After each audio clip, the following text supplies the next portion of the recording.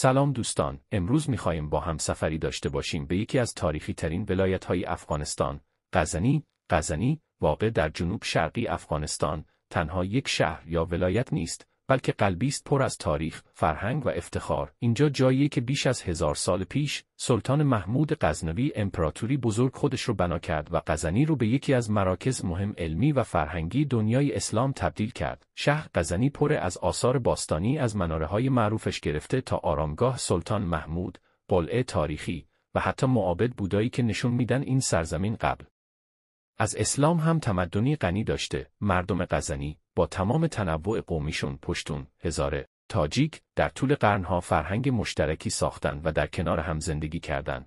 اما متاسفانه غزنی هم مثل بسیاری از بخش‌های افغانستان از جنگ‌ها و ناآرامی‌ها آسیب دیده. با این حال مردم این ولایت همچنان ایستادند و در تلاشند که هویت و میراث تاریخیشون رو زنده نگه دارند.